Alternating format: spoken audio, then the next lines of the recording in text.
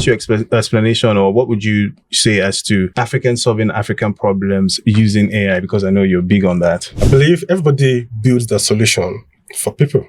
So, okay. But if we actually also need to actually solve African problem, not from the point of us dominating and making progress, because I believe all these tools that are probably being built out of Africa, we are bringing them down here is to make money out of Africa and also to dominate all this and also have access to our data. If you look, we can take advantage of innovations all around the world, but we need to build all this in ourselves. All our data needs to be hosted here. So how do you tend to want to balance local insights and global standard? Hello guys, welcome to another exciting episode of Tech Talk. My name is Essien, and you know what we do right here in Tech Talk. We don't just discuss success stories, we dissect the journeys into today's tech minds, as well as we give an opportunity for real conversations and an open mic to tell their story. Today with me on the show is somebody that believes that Africa should solve African problems while still creating for the world. He is the founder of Policy Guard AI. Ladies and gentlemen, without further ado, our guest on the show, Mr. Adeyinka Prime Adefila. Hello, sir. How are you doing? Hello.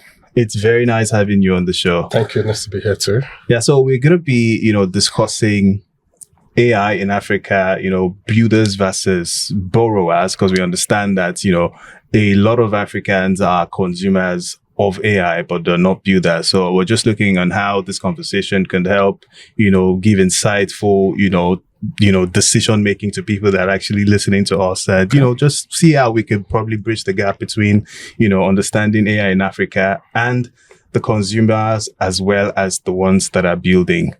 So I just want you to, let the audience know what you were doing before, looking at Policy Guard AI, before you started Policy Guard AI. What were you doing? A little bit of brief summary of your journey, what you were doing. Okay, thank you. So let me just probably think about some few years back when I used to be a marketing guy.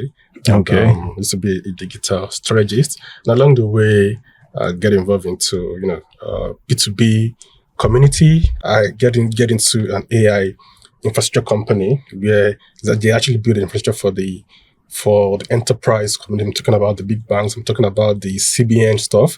And that's actually getting to AI because the company itself is all about AI. And I see the way AI is being used along the company itself, and also the customers, the clients. I'm talking about big brands like AS Holding, talking about big insurance company.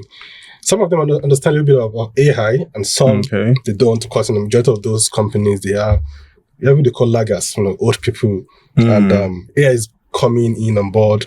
And one of the things that actually kind of led to Policy Guard is I saw a colleague, was trying to work on a bug, and they put the entire code into an AI to get it sorted, which is totally not supposed to be. So after I finished my time with them, I just know what I think the best thing to do is to build something that actually help companies to protect their data, at the same time to help protect their customer data. At the same time, government all around the world are coming up with regulations that regulate the use of AI. We used to have this GDPR policy, which is actually standard now. Same thing is coming to AI. Government are regulating the use of AI, and the whole thing about just to protect their citizen data, protect issues of AI going rogue. That's why they come up with this regulation. You know what? Probably is why we need to come. It's very need to come in to actually be something that could actually solve problem, at the same time to protect corporate organization from regulators, at the same time to still ensure AI stayed under the radar, still governed, and the use of responsible AI.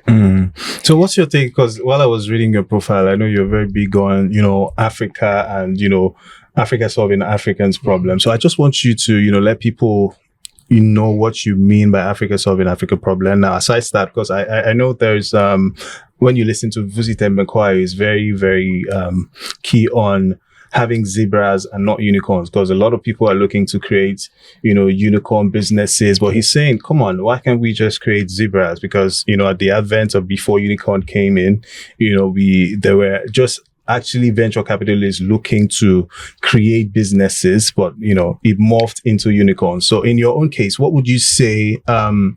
What's your explanation, or what would you say as to Africans solving African problems using AI? Because I know you're big on that. Okay, so first of all, I believe Africans need to solve Africa problem, not wait for it to be brought to us. Yes, AI is all around right now, and the majority of the issue we have, the issue we have in Africa, I believe everybody builds the solution for people.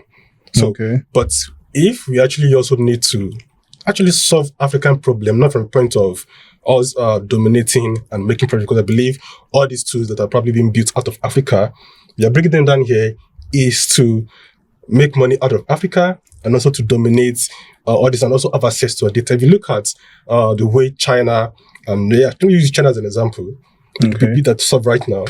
Yes, the USA, they are big on here right now. But the China too, they know, okay, yes, if we are going to be the world power, we need to have our own local solution. That's why they're building their own AI infrastructure. That's why we have the like of DeepSeek and all. For Africa too, Africa understand Africa problem better than people who are coming to bring the innovations to make money and also to gather our data. We know where we can actually deploy AI to solve our local problem in a local way. Some days back, I was talking to a brother, and we're talking about localizing AI.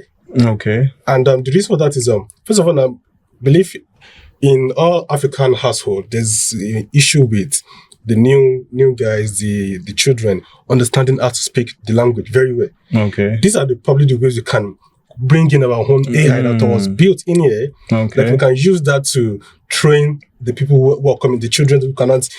I was talking to a friend, sometimes I met recently. She's an Igbo. She was raised in Lagos. Okay. And the issue is she can't speak the language because in their hearts, probably they only speak English and law. But if you have our own AI that is built, not like we are trying to use, for example, like ChatGPT to train people, but that was built here, that has our data, that has everything African, we can use that to build stuff and use those AI to predict African issues. So I believe African can actually go ahead to build it, because like I said, a foreign company, what they're doing, they're building a solution for profit. They claim they're bringing innovation, but what they're doing is to make profit and also to harvest our data. And that's the reason why the USA was like, you know what, TikTok now in USA, we have to buy, it has to be hosted and owned by an American, not a Chinese company. Same thing too for Africa. We need to build a solution that actually is owned by us. Our data is on, because this thing belongs to us, not like hosted on a foreign platform where they can easily shut you down. When the war of Russia and Ukraine started, you can see America was very upfront in cutting at Russia. But if Russia have their own infrastructure, that can actually affect them like that. So Africans too, we have our own localized problem, the road, the everything, the related people. We need to come in to build our solutions ourselves. We can take advantage of innovations all around the world, but we need to build all this in ourselves. All our data needs to be hosted here, so that we don't probably have an issue with foreign governments using our data against us. Now, looking at what you just said about, all our data needing to be hosted here and, prioritizing local, production and the rest of that with AI for, what we have here for our brands and enterprises. So I'm just thinking about it. So how do you tend to want to balance local insights and global standard? Because sometimes people would say, okay, yes, I would love to, maybe create what's it called now, a system that we probably could be used with AI to help people, but I'm trying to see how I can bridge the gap, as you just said, making it a little bit localized but also in global standard, because we understand that if we're looking at, let's say for instance, Lagos and Nigeria as a whole, we obviously should be looking at Africa and the rest of the world, or let's just say Africa. So how do we balance maintaining the local insights as well as making it something that can be for global standards? Okay, to me, I feel like our problem in Africa too is still more of the same globally, just that they already have some system to address them. I think, for example, some years back, we used to have issue with making payments online, but the African guys with insights comes in they build stuff. And even right now, Africa, yes, they have a good payment infrastructure, same as Nigerian. So if you actually want to build for stuff, we need to look at, right now, we're trying to solve a particular problem in Africa. And can this also be applicable into the global world? Which is, of course, yes, in the era of AI right now, we can actually build a solution made for Africa and it's still globally acceptable. Take, for example, our company, Policy Guard, we built it for global market. I remember the week we are meant to launch, I was just doing some basic research and I get to know that even Nigeria, they have a AI regulation. Nigeria itself. So we have to know okay, let's quickly build something. Let's now localize the solution to Nigerian audience, to Nigerian company. Like I said, it was meant for the global industry, but at the same time too, there's a use case for it in Nigeria. So okay, you go Nigeria, you go Africa. We build Nigerian regulation solutions into it. So if you're building something, yes, we are not in the global industry. We can't just build something. I think that's probably another thing we should look into. We don't just build it for only Nigeria. I have the first yes, this thing is built probably in Nigeria as a starter, but we are building it for the entire Africa, we're building it for the entire world. So we should also look into that. Not just, I don't want to build something mainly for Nigeria, because when you're doing that, you just restrict yourself to where you are. And somebody might hijack it. But when you're building stuff for Africa, we should think of how can we build this thing for the entire world? How can this thing also be applicable globally? That's what we do. When we are doing that, then that's when we can actually build for the entire world. Let's just see how we can quickly solve this certain problem in Nigeria. Quickly, but we are building, let's build for, we're focusing the entire world. But right now, this thing also, Nigerian can use it and solve a problem. And most importantly, let's do something that actually solves the problem, not something that is cool to have. Something that is, this is probably like an utility too. But something that actually solve an actual problem. I was talking to somebody back before the show, before you came in. I'm saying there's the scene of what we call technology and the use of AI have become saturated in the way that, a lot of people don't just want to solve problems anymore. They think, okay, for the fact that I have this going on, I can create an app for myself and just call myself a tech bro, stuff like that. So we have a lot of things going on with people saying, oh yes, they're into tech, while they're just, maybe having a service and they have an app on the side. So basically, there's, that needs to be looked into. So I just wanted to ask, do you think African founders think globally enough, or we're just, in the stage where we just consume and we're not thinking of, building something that is long lasting? Okay. Right now, there's no AI CEO. There's more of AI bubble right now. Everyone is trying to build something around AI. Before you turn around, there's AI for this, AI for that. And all of these, it's not actually something that actually solves something. No. And there's something it's called wrapper. Call it wrapper. You put something around a particular tool. So, for example, now you can build something around ChatGPT. You have ChatGPT on it, you just connect your platform to it probably through an API. And all these things, just give some time. When all the hype around the hype dies down, it's only the one that actually solves the particular problem. That, okay, they are solving a problem, we actually we last the test of time. Majority of the tools that are out there, majority of them are still going to go, because there's a lot of, they call it Gen AI, generative AI. Use this to build something, use it to do a video. And when the whole hype around the AI dies down, where regulation comes in, majority of them, but the one that actually was built around solving a particular problem. And there's a particular company, they use AI to solve some insurance company. These are actually a legit stuff. I've seen the one that use AI around telemedicine just so they can last the test of time. If you're building stuff, let it be like something that actually solve a particular problem. Because if you solve a problem, 5 years down the line, 10 years down the line, it's going to be applicable. And people is always going to want it, and you're just building something for show, something that is cool to have. When people get over used to it, probably get bored, it's not solving any problem, probably some economic stuff happen. It's easy to discard, but things that actually solve a particular problem should be what we should be thinking about. And when you take it to the global markets, they won't be like, this is our person, let's buy it.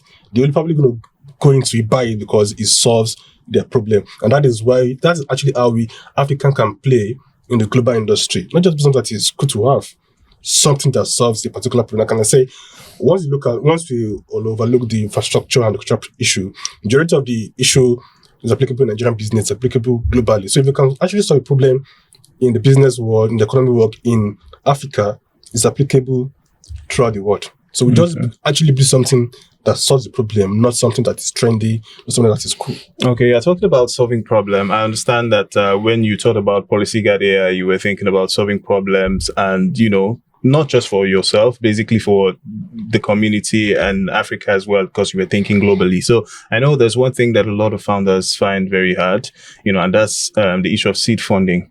So how was it, in your own case? How did you start, gaining seed funding? Were they, like a community that you had that, helped you at the time? Or how were you able to go about seed funding before you started?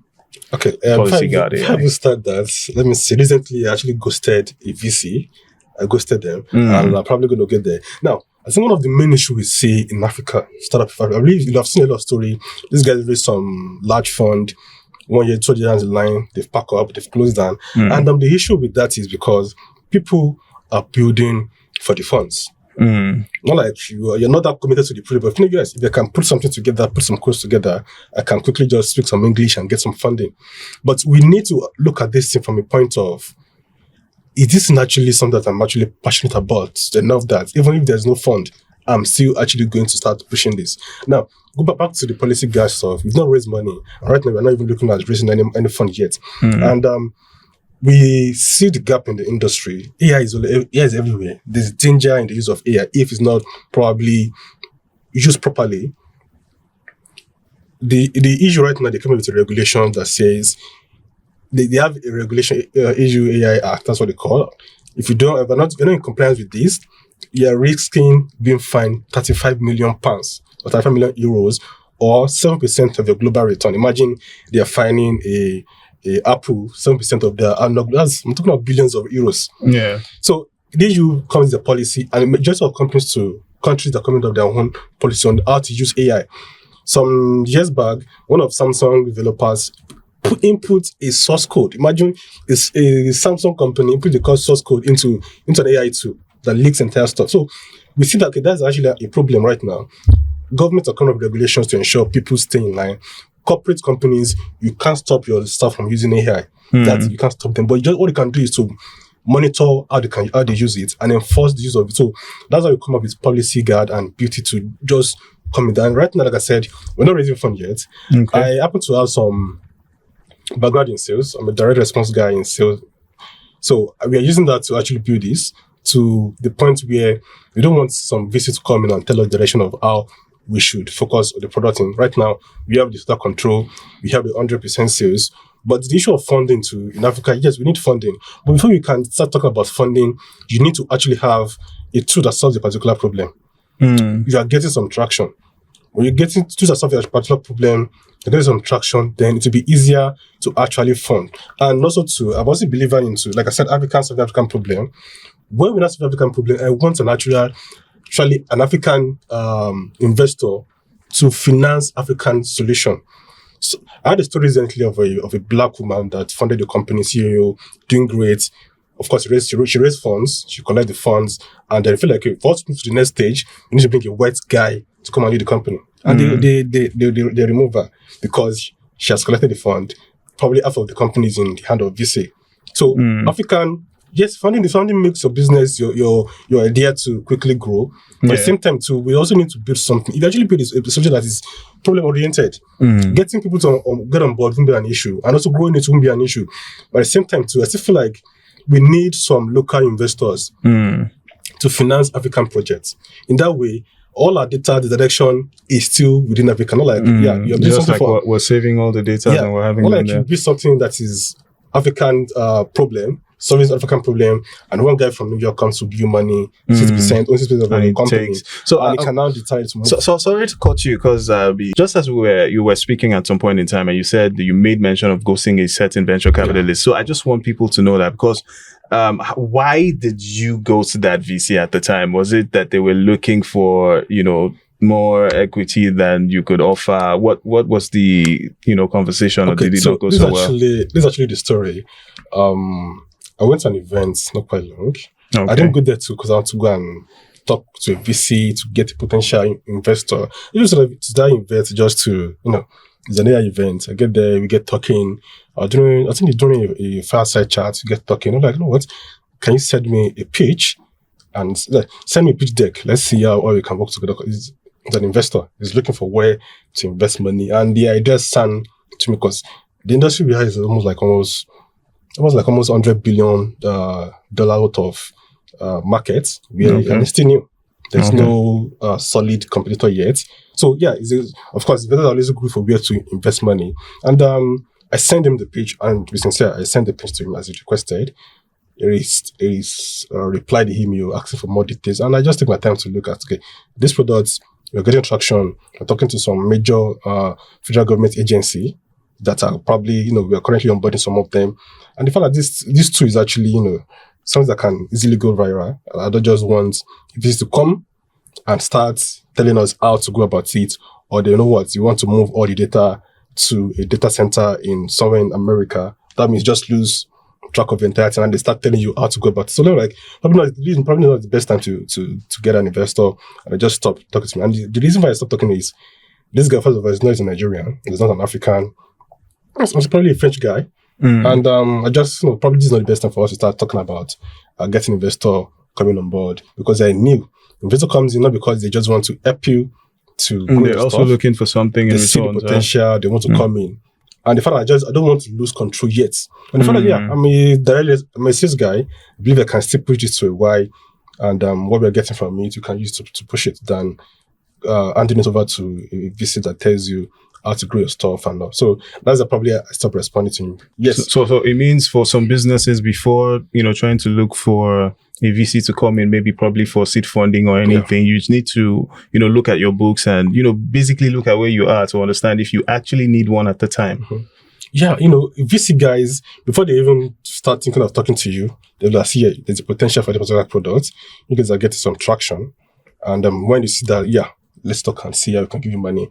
But doing that, I think to me, is short-sightedness if you took some money. And the best place to start probably looking for funding is you're the growth rate, you're looking to expand, you're getting some traction, you just want to quickly expand and probably get to the valuation where you circle a unicorn.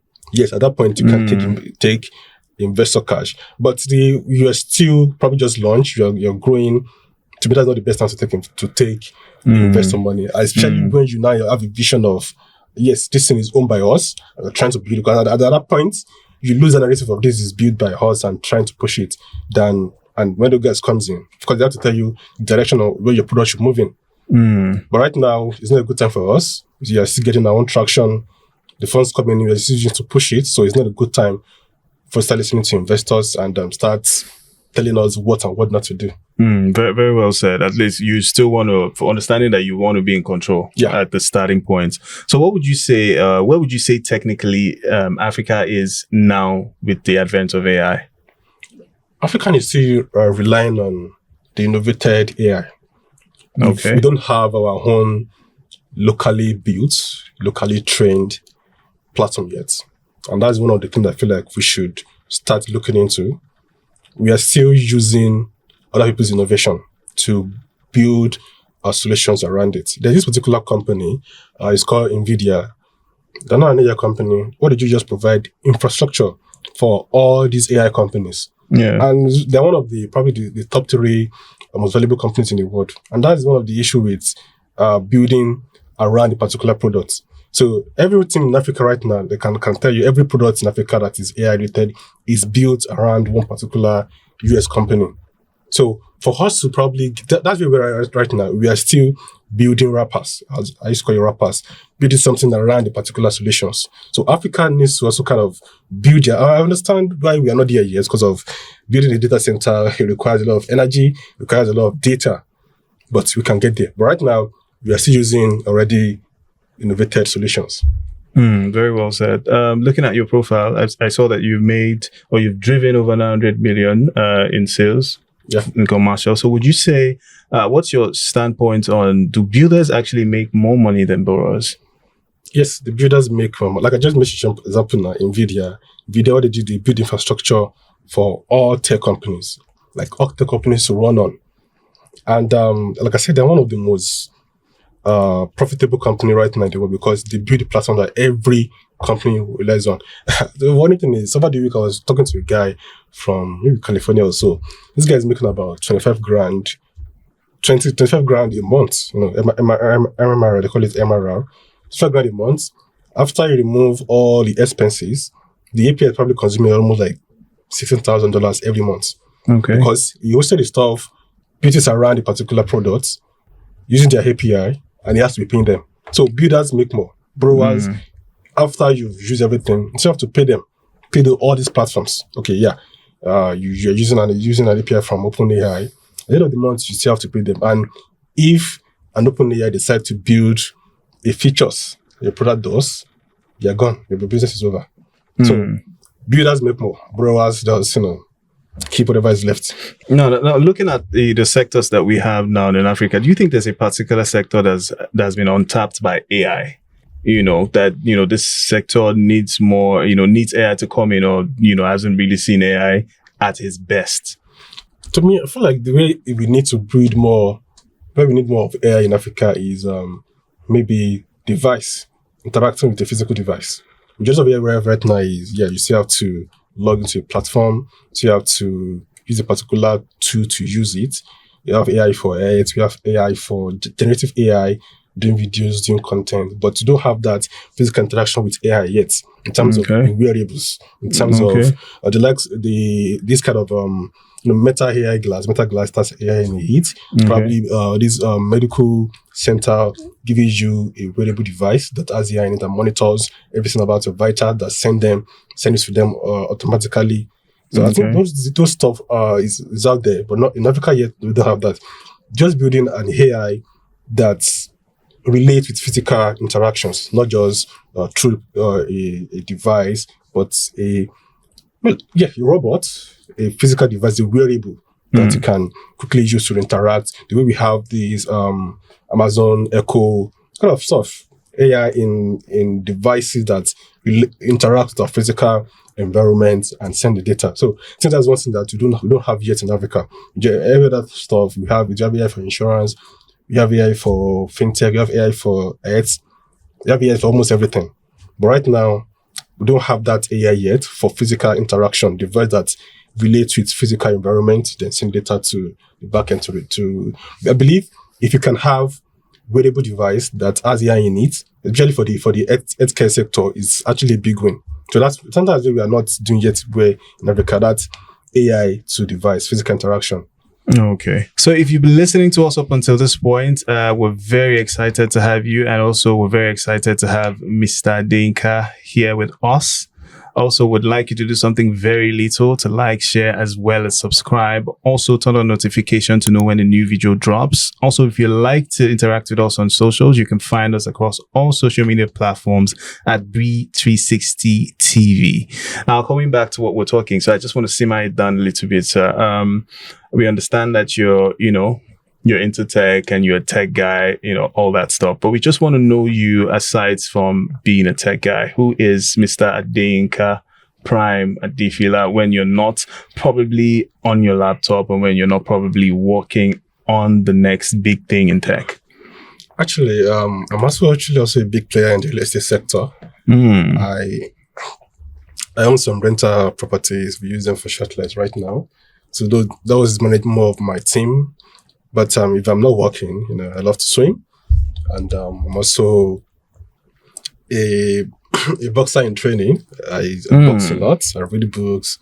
And I'm probably just somewhere thinking, because I love to think when I'm in a calm environment. I think a lot. Okay. So if I'm not in front of my laptop, I'm probably somewhere playing football, doing boxing, then just having a nice time with friends. You're really doing a lot. So just so you know, you shouldn't just bump into Mr. Adeyinka and think you can just, scrub him by. No. So another question is as to, personally, as a person, what were your, childhood dreams like, before delving into tech? Because I know a lot of people were doing a couple of other things before they said, oh, this is actually the path I want to take. How was it for you, or where you started, Was it like you wanted to be an astronaut or you wanted to be, a boxer, stuff like that before? I actually wanted to be a medical doctor. Oh, you wanted to be a medical doctor? Yeah, and why am I a medical doctor? I think it was JAMB. This was JAMB that didn't make me medical doctor. Oh, okay. You couldn't make the cutoff. Not like I didn't make the cutoff. Was it JAMB? No, I actually made the cutoff. It was Uni Lauren. Yeah, Uni Lauren. Oh, okay. So I made the cutoff, and in the Uni Lauren, I don't know. I don't want to be biased in my comment, but there's a lot. I went for the opposite TME. I got what I was supposed to get, but somehow I wasn't selected for the course I want. And my dad was like, no, that should be only Uni Learning. While some other school were actually giving me some. Then they have this thing they call admission on merit. In fact, I selected them during JAM. Those guys were giving me admission. You got come to like. Because my dad was like, that's from Uni Learning, or no, because you're from Kwara State. Okay. That's from Uni Learning. So before I could wake up, a lot of time has gone. And so that's probably the why I didn't turn out to be a medical doctor. And for along the line, I was glad I didn't end up a medical doctor because the way those guys have been treated by Nigerians, the Nigerian government is not good. So as a point, I was glad that I was not actually a medical doctor. Then along the way, waiting, moving to marketing. While doing that, I turned up into a developer. I was building stuff, building websites, building some social platforms. Then I moved into sales, and that's how I got here. So, childhood, I wanted to be a doctor. I want to have my own bank. Maybe one day I eventually have my own bank. Okay. So that's for my okay. stuff. Now that's very interesting to hear. So coming back to the question on AI and tech, do you think that funding is the biggest barrier we have in the AI infrastructure, or it's a thing of mindset? It's not the mindset. It's not funding. No, you could probably expatiate for our viewers. I feel like it's not the mindset, not funding, because nobody's going to fund what they don't feel valuable. Nobody's going to buy what they don't feel valuable. Somebody make a comment. It needs to be marketable first. Somebody has made a comment on Twitter recently that Nigeria doesn't pay for subscription. Like, okay, like the guys like, don't bid for Nigerian market. Nigeria doesn't pay for tools. And that is actually not true. Majority of Nigerians, they pay for Wi-Fi, they pay for DSTV, they pay for Netflix, Prime, they pay for all those services because they find it valuable. So if actually we are building a tool, it has to be something valuable that somebody actually wants to pay for. True. So you can't just build something that is just cool to have. Maybe you're building another journal, you're building another something that is cool to have, not something that actually solves a particular problem. You're going to have issue. So, but when you build something that is really solving a particular problem that people want to actually, they're literally begging you to collect their money, then you won't have issue with getting funding. You don't have issue with getting the money, because when you build something that some people actually want, they will be glad to actually give you the money. Yes, to come and help us with this. Therefore, when you are getting, you can now go. Probably not go to. Yes, at some point you need some funds to get to the next level.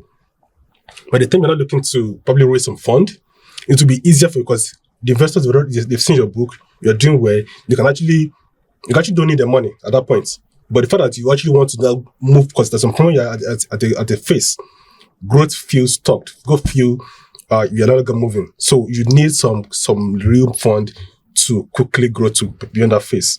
So at that point, when you already have some that you have traction, it will be easier to talk to investors. To me, I don't think it is funding issue. It is actually building something that solves a natural problem.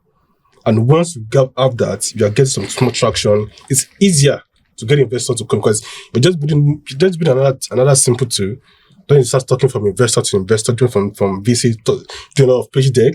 But if you're not solving a natural problem, you won't. A friend of mine recently, they funded a project. This is called Shopify. This platform solves a particular problem in Africa, in Nigeria as a whole. And when they went to an event to just pitch, somebody in the crowd just give them some grants. Because this actually solves a particular problem. And they get some money to start pushing. So bottom line is, it's not a funding issue. It's actually have something that is actually solves a problem and is applicable. Investors can actually see the value in it. But they're going to give you the money before you build something that in shorter from now is out of the market. True. But you're solving a particular problem at the same time. That is long term. It's long time, so a long term problem. They can see that you already have a platform. For me, I don't like people to probably hold me for ransom. I don't like to talk too much until I'm trying to get some support. So People like me, I call myself a direct responses guy. I like to build the traction before I start talking to people because at some point, I don't need your money at some point. So I feel like, let's come in and build. We probably just want the growth phase, not like, we are relying on your money. So right now in Africa, it's not a funding issue. It's actually building something that solves the problem. As at some point, when Paystack started, I'm not sure they started looking around for money. Let's say when they built Paystack, they started talking to Stripe. Stripe, not them. But when the guys are getting traction all across Africa, Stripe has to come in, let's partner. So that's also what we need to solve a problem in Africa, in Nigeria. And not just because you want to seek fund, but because you actually want to solve it. And when you started focusing on actual problem, getting traction locally won't be an issue. And at that point, the investor will start begging you for, okay, guys, let's see how we can partner together. To me, it's not a funding issue. It's actually build something that solves a problem and also put into work. Because if you build something that solves a problem, I don't let it get into the heart of people, they're not going to know about it. So it's not a funding issue. True. So I know you're big on AI governance. Do you think Africa can govern what they don't build? Yes, they can govern what they don't build. Okay. And like I mentioned earlier, at the point of launch, we realized that Nigerians also have their own AI regulation. Okay. Now, there's going to be a lot of issues coming in some years from now. Nigeria have these regulations about the use of AI that protects their citizen data. If companies are not following those policies very soon, they will start having an issue with Nigerian government.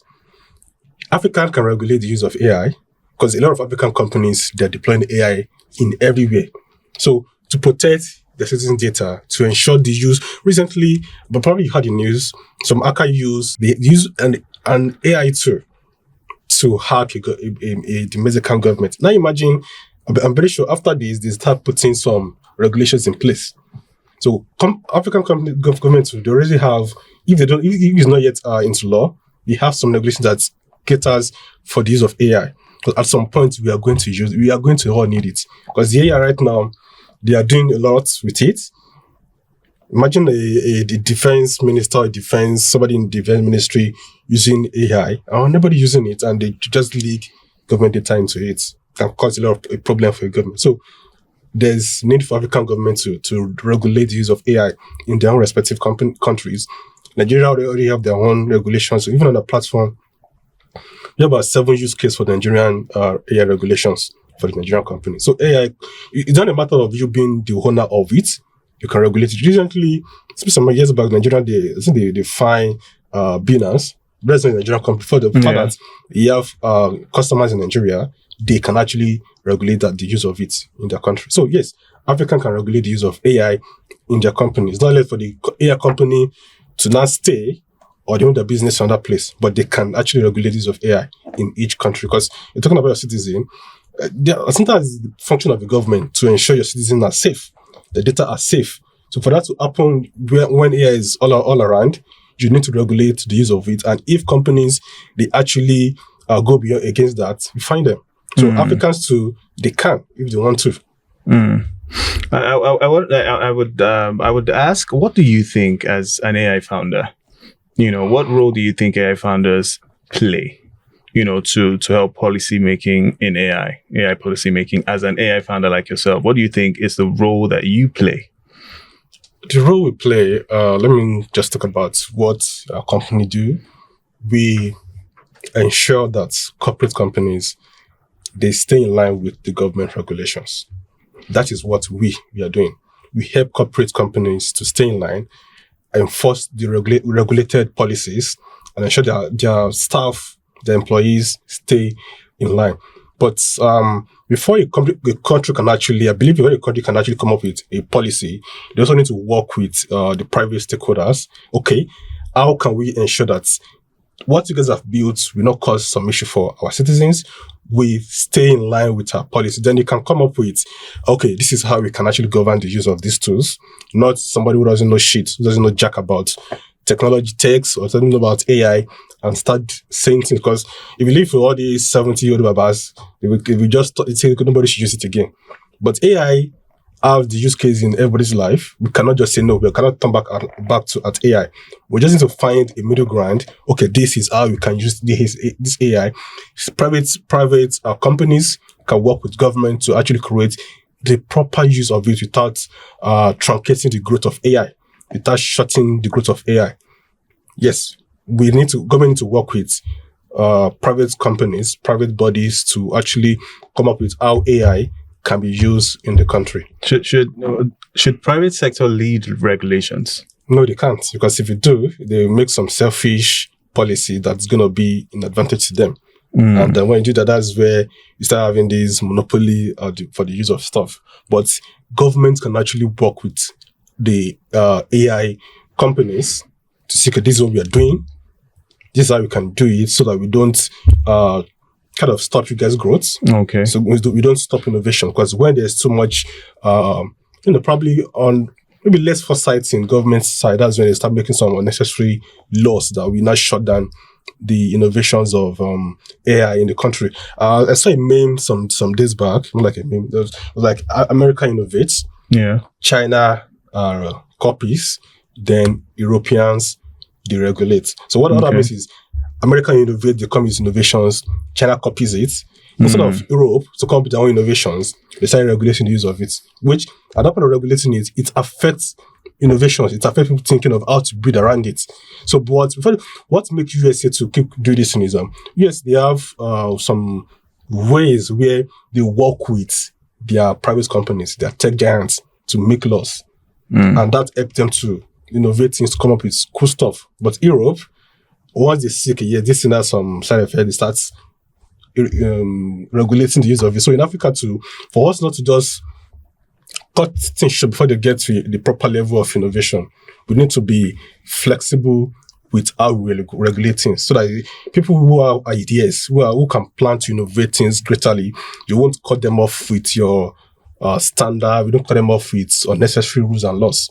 But that's why we need government bodies need to work with tech founders on, or probably put somebody who is in the industry in that area. Now, looking at this, do you think AI policymakers are tech literate enough? No, they are not. They are not. And that is one of the issues they're having in Europe right now. These politicians, they believe like, yes, we have to protecting citizens.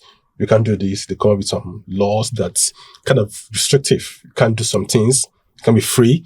And if you leave all that to the government, like I said, majority of these guys, they've never even used these tools before. Probably they had the news that, yes, this tool was used to hack a government. No, you have to stop the use of this particular stuff. And that's not supposed to be. We just stop innovation at that point when we start banning everything. But if somebody who is in the industry understand it probably, and that's one of the reasons why Dubai, UAE, they keep growing, because majority of the government are just young guys who understand the need for this, how to use it. So you should bring somebody from the industry, put them in that sector, and also to give them the power, give them the will, the free will to do things, to make some regulation. We start seeing some developments, but not just bring one 50 years old man that probably just the tool they've ever used in their life is Excel and start doing AI. No, that's not the best way. This has been very, very interesting. To wrap up the show, I'd like to, ask you to give a few words to people that are actually looking up to you. Say, for example, people that are looking to become, AI founders like yourself, or what you do. So what, just say in few words, a minute or two, what you can tell people looking up to you right now, or wanting to become an AI founder like yourself. Just one word I've been saying, we should build something that actually solves the problem. Hype will come and go. But is what lasts the hype and the test of time is actually you're solving a lot of problem. You're solving a problem that is applicable in Africa and also to the global world. You need to build something that can actually solve a problem, because doing that makes it mix. And again, for you to not be able to now get to that profitability, you're making so much from what you've built, you need to have reference. It needs to be applied globally. If only just mainly for the African market, that means you've restricted your growth to the Africa. But try to build something that solves a problem within our African area, then it's applicable globally. In short, build something that solves the problem, and you won't have issue with wherever you're selling it. Africa, global market, Or anywhere around the world. just solves the problem, not building another wrapper. Very well spoken. This has been a very, very exciting episode. I'm sure you guys have learned a thing or two with me and Mr. Adeyinka. So like he said, you need to be focused on something that actually solves a problem and stands the test of time. Just like my icon would say, Husi Tembenkwai would always say, we should always look as Africans to look towards creating zebras and not unicorns. So with that said, this is where we draw the curtains in today's show. I'm sure you loved this. So if you do, and you would know that somebody, or you know somebody that this would be actually helpful to, you can actually share this video. Don't forget to like, and don't forget to subscribe. And that's where we call it a day till we come your way next week. It's bye for now.